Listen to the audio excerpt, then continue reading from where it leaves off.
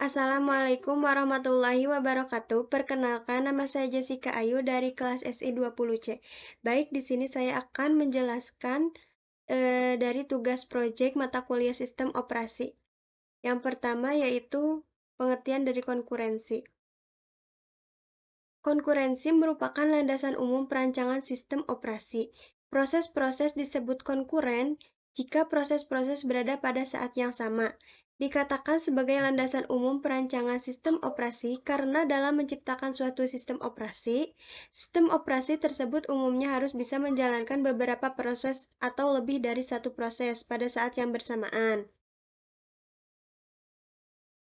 Pada proses-proses yang konkuren atau yang berada pada saat bersamaan, terdapat beberapa masalah yang harus diselesaikan. Masalah-masalah tersebut antara lain: 1. Mutual exclusion, 2. Sinkronisasi, 3. Deadlock, 4. Starvation.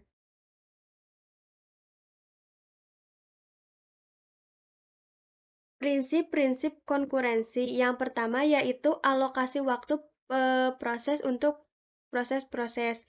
Jadi, hal ini berkaitan dengan penjadwalan proses pada satu sistem operasi. Penjadwalan proses merupakan kumpulan kebijakan dan mekanisme dalam sistem operasi yang berkaitan dengan urutan kerja yang dilakukan sistem operasi. Penjadwalan proses bertugas untuk mengatur proses mana yang harus berjalan dan kenapa dan kapan, berapa lama proses tersebut dijalankan.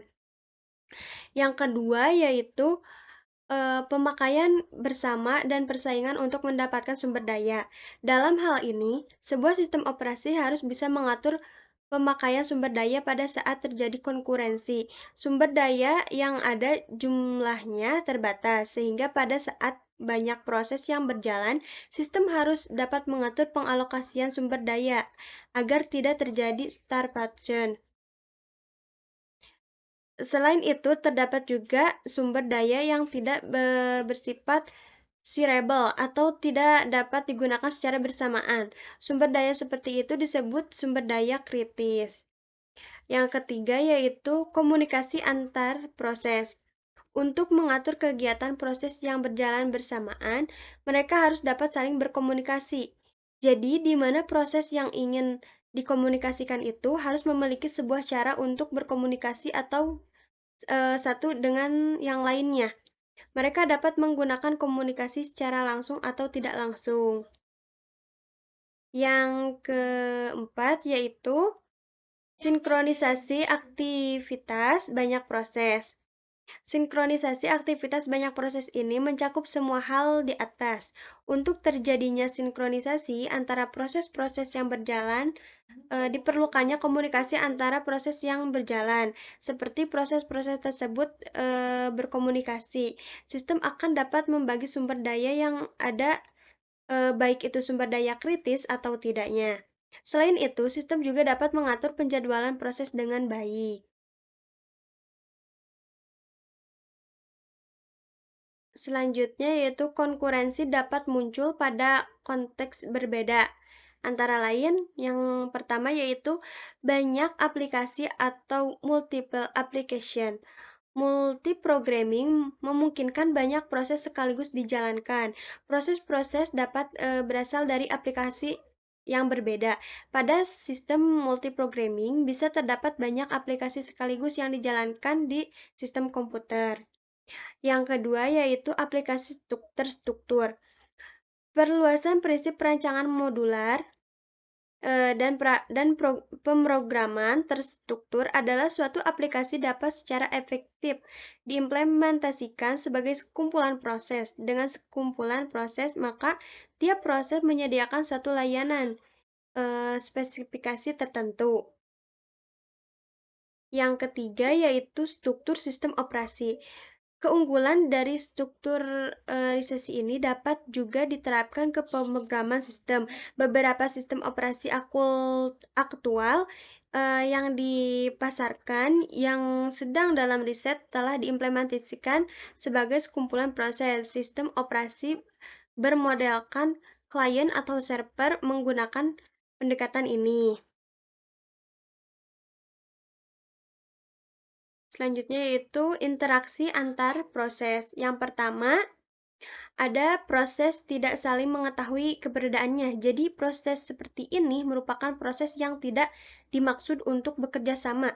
Jadi pada multiprogramming dengan proses-proses independen dapat berupa batch atau sesi interaktif atau campuran keduanya walaupun proses saling tidak melakukan kerjasama. Sistem operasi perlu memperhatikan kompetisi sumber daya. Misalnya, dua aplikasi independen dapat sama-sama mengirimkan akses ke disk, file, atau printer yang sama. Sistem operasi harus mengatur akses tersebut. Yang kedua yaitu proses mengetahui keberadaan proses lainnya secara tidak langsung. Jadi proses seperti ini adalah proses yang tidak harus saling mengetahui akan keberadaan proses lainnya berdasarkan namanya, namun memiliki akses berbagi ke beberapa objek. Misalkan seperti buffer I/O, proses seperti ini menunjukkan adanya kooperasi dalam melakukan berbagai pemakaian objek. Yang terakhir yaitu proses mengetahui keberadaan proses lainnya secara langsung. Proses-proses seperti ini adalah proses yang dapat berkomunikasi satu dengan lainnya berdasarkan nama dan merupakan proses yang dirancang untuk bekerja sama dalam melakukan aktivitas-aktivitas tertentu.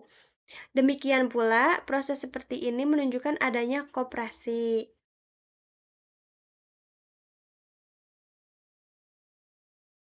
Kesulitan-kesulitan yang ditimbulkan konkurensi. Yang pertama yaitu kecepatan proses pada sistem tergantung pada beberapa hal, di antaranya yaitu aktivitas proses-proses lain, cara sistem operasi menangani interupsi, kebijakan penjadwalan yang dilakukan oleh sistem operasi.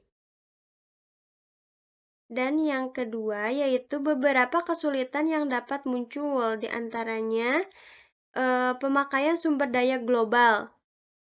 Jadi, jika dua proses menggunakan variabel global yang sama, serta keduanya membaca dan menulis variabel itu, maka urutan terjadinya pembacaan atau penulisan terhadap variabel itu menjadi kritis. Yang kedua, pengelolaan alokasi sumber daya agar optimal.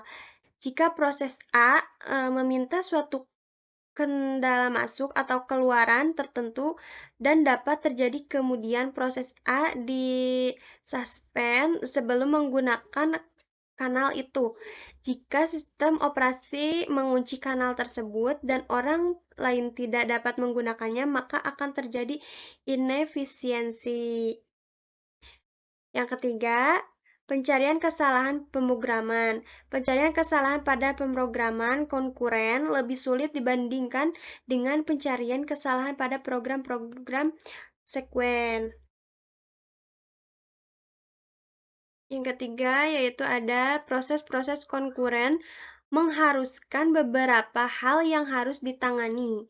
Antara lain, sistem operasi harus mengetahui proses-proses yang aktif.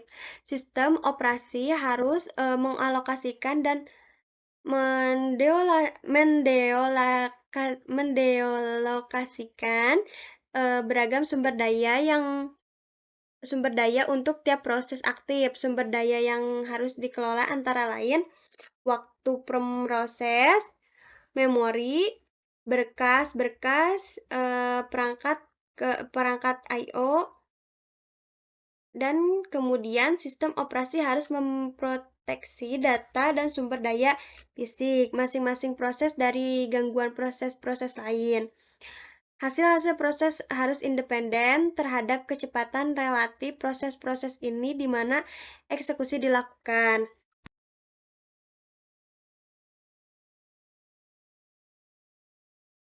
Deadlock. Apa sih yang dimaksud dengan deadlock? Jadi, deadlock adalah suatu kondisi di mana dua proses atau lebih tidak dapat meneruskan eksekusinya oleh pemroses. Pada umumnya, deadlock terjadi karena proses mengalami starvation, yaitu suatu job yang sedang dieksekusi dan eksekusi job tersebut tidak ada hentinya.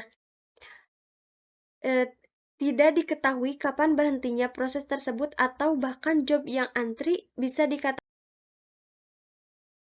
Apa sih yang dimaksud dengan deadlock? Deadlock adalah suatu kondisi di mana dua proses atau lebih tidak dapat meneruskan eksekusinya oleh pemroses.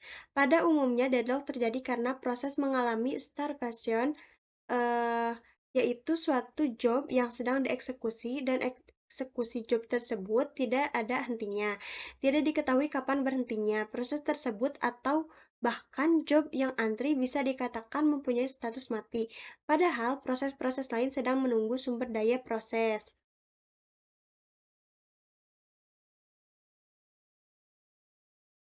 Metode mengendalikan deadlock. Satu, menggunakan suatu protokol untuk meyakinkan bahwa sistem tidak akan pernah mengalami deadlock.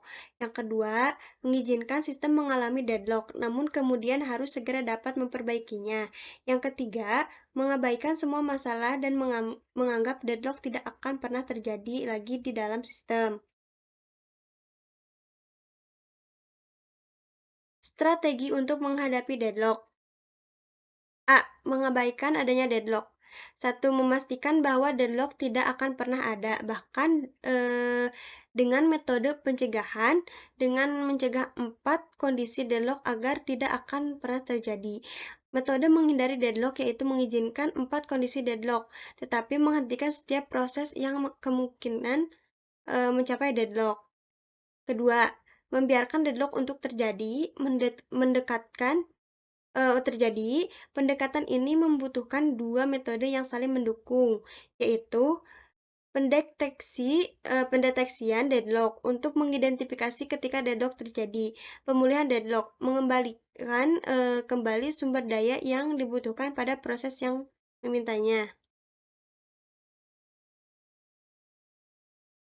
Pencegahan deadlock. Yang pertama yaitu meniadakan mutual exclusion. Jadi harus tetap menjaga resource yang bersifat non-shareable, yaitu proses menahan sebuah resource proses lain yang meminta resource tersebut harus menggunakan sampai proses melepaskannya. Jika terjadi pada perangkat I/O dan berkas, maka sulit untuk menghindari mutual exclusion pada sumber daya non-shareable. Yang kedua yaitu meniadakan syarat hold dan wait. Apabila suatu proses minta izin untuk mengakses suatu source, maka proses tersebut tidak boleh membawa resource yang lainnya. Sebelum proses meminta resource, maka harus melepas semua resource yang dibawa. Yang ketiga, meniadakan non-preemption.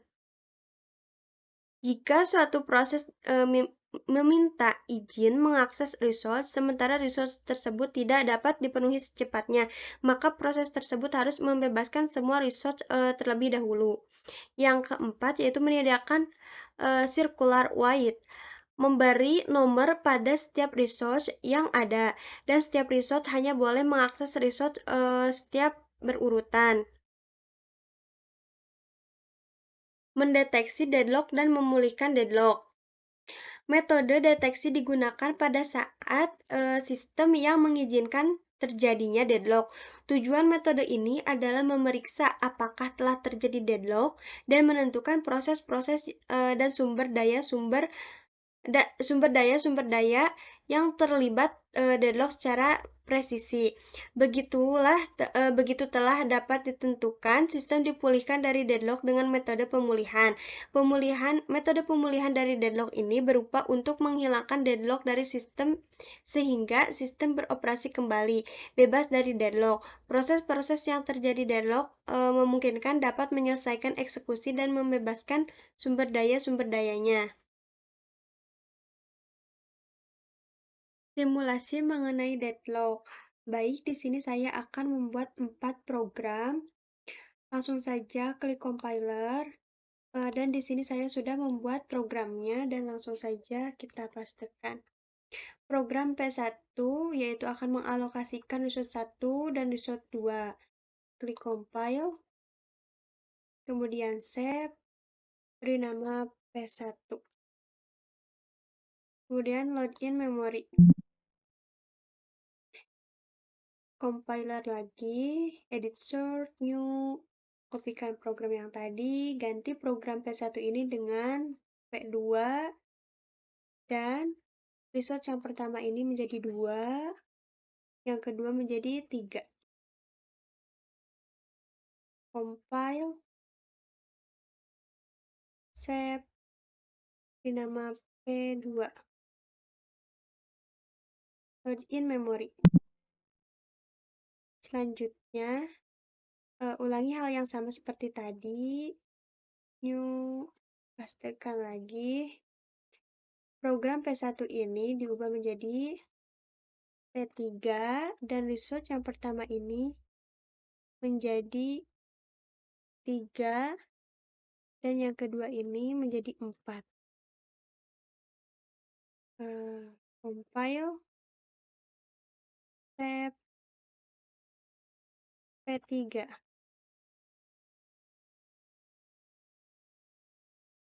Kemudian load in memory. Dan yang terakhir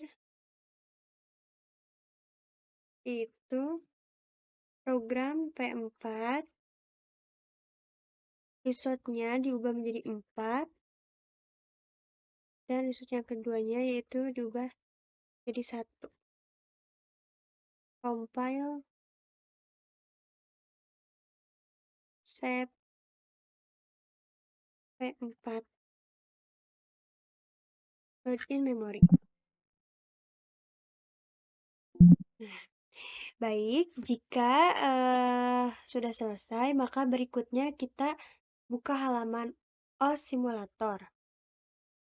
Kemudian kita akan mengubah schedule-nya menjadi round robin. Dan ticksnya kita ubah menjadi 10. Nah, CPU speed-nya kita naikkan atau maksimalkan kecepatannya. Setelah itu pada program list-nya kita klik P1 ini, create new process atau bisa juga di double klik. Nah,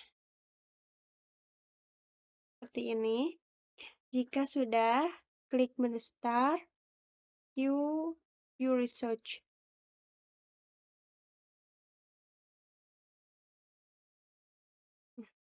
Bisa kita lihat di sini prosesnya mengalami deadlock. Jika tidak ada proses yang berjalan, artinya proses-proses ini terlambat. Salah satu cara untuk mengatasi deadlock ini, kita perlu merilis atau melepaskan resource-nya secara paksa pada salah satu resource yang mengalami deadlock.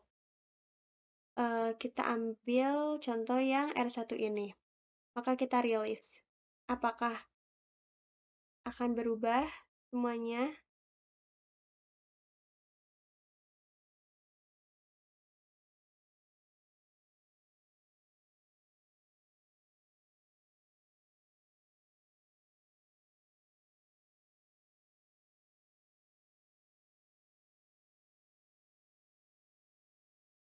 Nah, jika warnanya sudah hijau semua, artinya ini tidak terjadi deadlock. Selanjutnya di sini terdapat beberapa metode untuk mengatasi deadlock. Yang pertama yaitu pencegahan, pemulihan, dan satu lagi yaitu deteksi. Kita coba yang pertama pencegahan dahulu. Pilih disallow, hold, and wait. Jadi, proses ini bisa berjalan jika result yang dibutuhkan sudah dikumpulkan.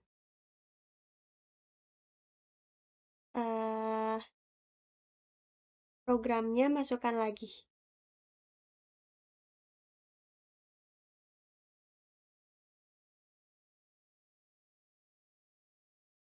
Ctrl S, start, view research.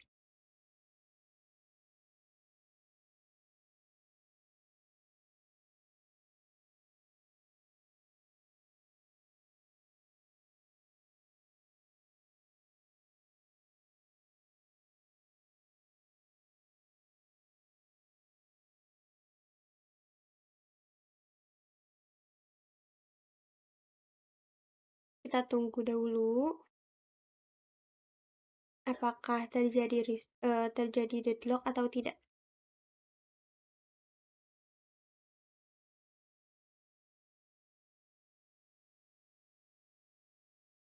Nah, tidak terjadi deadlock. Yang kedua yaitu pencegahan disallow circular wide. Yang pertamanya, terus siklus yang kedua. Yang kedua ini, jadi suatu proses tidak dapat diimprove jika sedang mengatasi critical siksionisnya. Kita masukkan lagi programnya.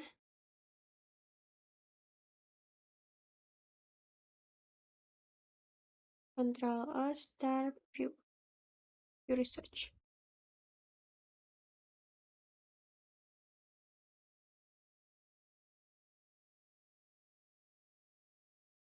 Nah, maka proses ini tidak dapat digunakan untuk mengatasi deadlock karena di sini terjadi proses deadlock. Maka kita di release all saja.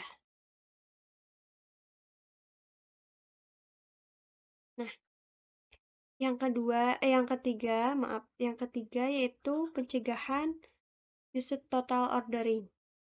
Ini di checklist dahulu, kemudian ini.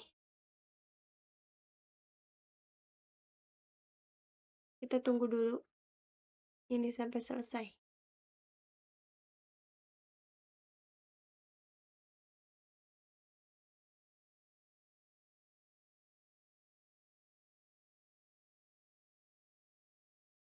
Nah, masukkan lagi programnya.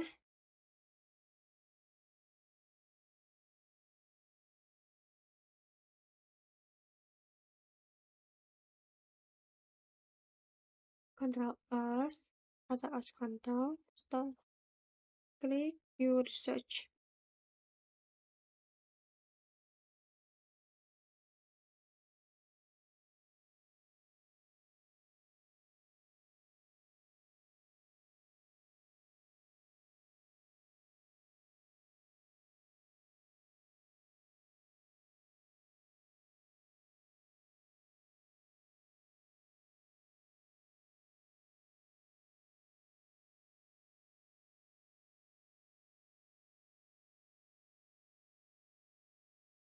Nah, pada proses pencegahan use total ordering ini tidak terjadi deadlock.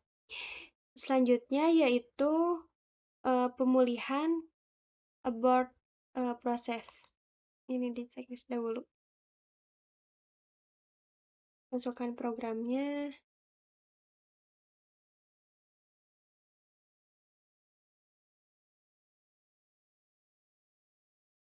Nah, Post Control Start View Research.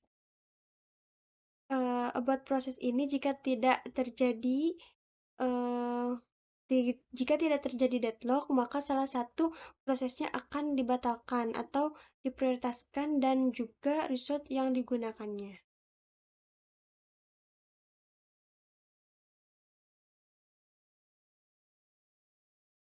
Nah, proses ini tidak terjadi deadlock.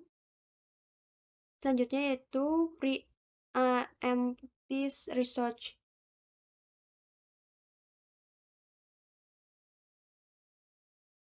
Masukkan programnya.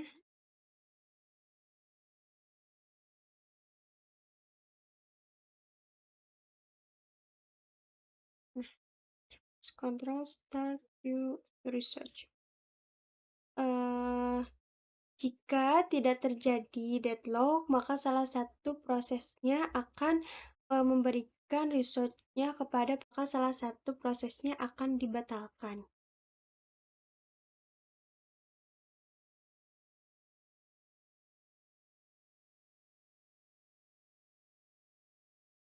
Nah, kita bisa lihat di sini bahwa tidak terjadi deadlock. Selanjutnya yaitu pemulihan preemptive research. Kita masukkan lagi programnya.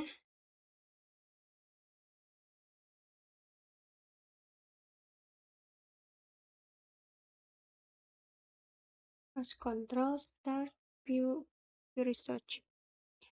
Eh, jika terjadi deadlock, maka salah satu prosesnya akan memberikan resultnya kepada proses yang lain, agar proses-proses yang lain tersebut bisa keluar dari deadlock.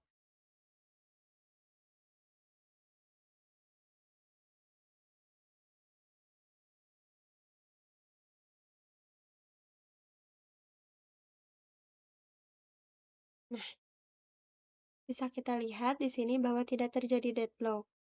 Selanjutnya yaitu deteksi. Do not detect.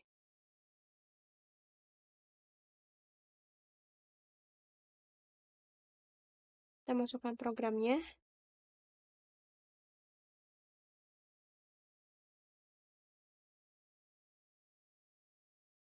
Pause control, view research. Jika terjadi kondisi deadlock, proses tidak akan berjalan dan proses tidak akan memberikan informasi apapun mengenai kesalahan pada proses deadlock tersebut. Nah, bisa kita lihat di sini tidak ada informasi mengenai deadlock. Baik, mungkin cukup sekian presentasi dari saya. Mohon maaf apabila ada kesalahan kata dan kekurangannya ataupun cara menyampaikannya. Mudah-mudahan ada manfaatnya bagi kita. Wassalamualaikum warahmatullahi wabarakatuh. Gas!